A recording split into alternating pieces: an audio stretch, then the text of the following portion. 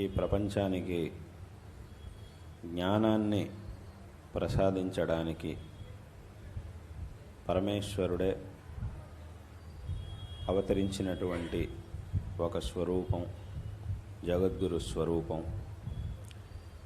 శంకరాచార్యుల వారి రూపంలో ఆ పరమాత్మ అవతరించి ఈ జగత్తుకి కావలసినటువంటి జ్ఞానాన్ని, జగత్తు యొక్క ఉద్ధారానికి కావలసినటువంటి జ్ఞానాన్ని ప్రసాదించాడు పరమేశ్వరుడు. శంకరాచార్యుల వారి అవతారం గురించి చెప్పేటటువంటి ఒక శ్లోకం శంకర దిగ్విజయంలో ప్రసిద్ధంగా ఉన్నటువంటి శ్లోకమే. అజ్ఞానాంతర్గహన పతితాన్ ఆత్మవిద్యోపదేశైః త్రాతుం లోకాన్ భవదవశిఖాతాపపాపచ్యమానాన్ ముక్త్వా మౌనం వటవిటపినో మూలతో నిష్పదంతి శంభోర్మూర్తిశ్చరతి భువనే శంకరాచార్య రూప అని ఈ శ్లోకం శంకర దిగ్విజయంలో శంకరాచార్యుల వారు ఆ పరమాత్మ దక్షిణామూర్తి యొక్క అవతారము అని చెప్పేటటువంటి శ్లోకం ఇది.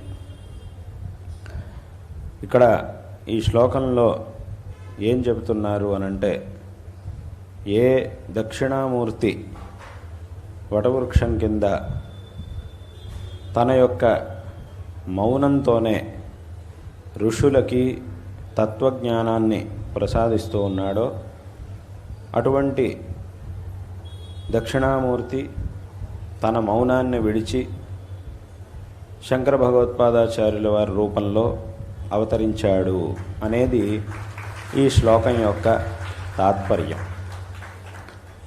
దీని ద్వారా మనం తెలుసుకోవాల్సినటువంటి విషయం ఏమిటి అనంటే, మొట్టమొదట భగవంతుడు తన యొక్క మౌనంతో తత్వాన్ని ఉపదేశిస్తూ ఉన్నాడు అని ఇక్కడ చెప్పారు. దీన్ని విన్న వెంటనే మనకు వచ్చేటటువంటి ప్రశ్న ఏమిటి అనంటే, మౌనంగా ఎలా ఉపదేశిస్తారు? ఉపదేశించాలి అనంటే ఏదో ఒకటి మాట్లాడాలి కదా. మాట్లాడితేనే ఉపదేశించగలం తప్ప మౌనంగా ఉండడం అలాగే ఉపదేశించడం రెండు ఒకేసారి ఎలా చేయడానికి సాధ్యం? మౌనంగా ఉంటే ఉపదేశించలేం, ఉపదేశిస్తూ ఉంటే మౌనంగా ఉండలేం. మాట్లాడితేనే కదా ఏదైనా ఇంకోళ్ళకి అర్థం ఎలా చెప్పడానికి సాధ్యం అవుతుంది. ఊరికే మౌనంగా ఉంటే ఏమర్థం అవుతుంది? చెప్పడము కుదరదు, వినేవాడికి అర్థమూ అవ్వదు. కాబట్టి ఇక్కడ మౌనంగా ఉంటూ ఉపదేశించడం అంటే దాని అర్థం ఏమిటి అని ఒక ప్రశ్న మనకు వస్తుంది. అంటే రావాలి కూడా, అట్లాంటి ప్రశ్న కూడా మనకు రావాలి. ఈ మాట విన్నప్పుడు తప్పకుండా రావాల్సిందే ఆ ప్రశ్న.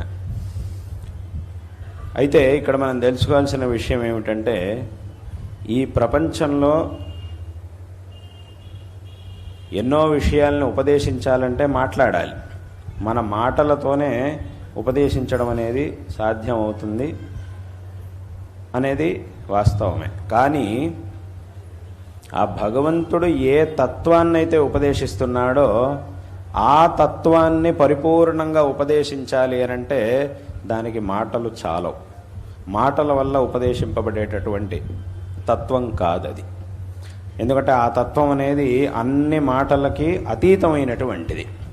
అంటే అనుభవంతో మాత్రమే తెలుసుకోవలసినటువంటి తత్వం అది. మాటల వల్ల కొంత దూరం మాత్రమే ఆ తత్వం గురించి మనం చెప్పగలుగుతాం.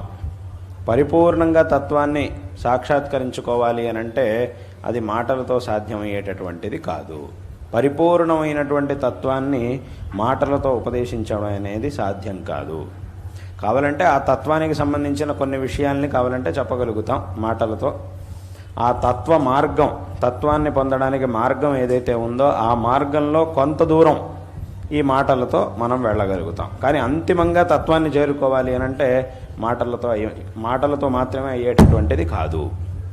కాబట్టి భగవంతుడు తన యొక్క మౌనంతోనే ఆ తత్వాన్ని ఉపదేశిస్తూ ఉన్నాడు అని దాని యొక్క అర్థం. అంటే ఎలాగా అనంటే, ఇప్పుడు ఈ లోకంలో కొన్ని విషయాలు అనుభవంతో మాత్రమే తెలుసుకోవాలి. కొన్ని విషయాల్ని ఎప్పుడైతే ఆ విషయాన్ని మనం అనుభవిస్తున్నామో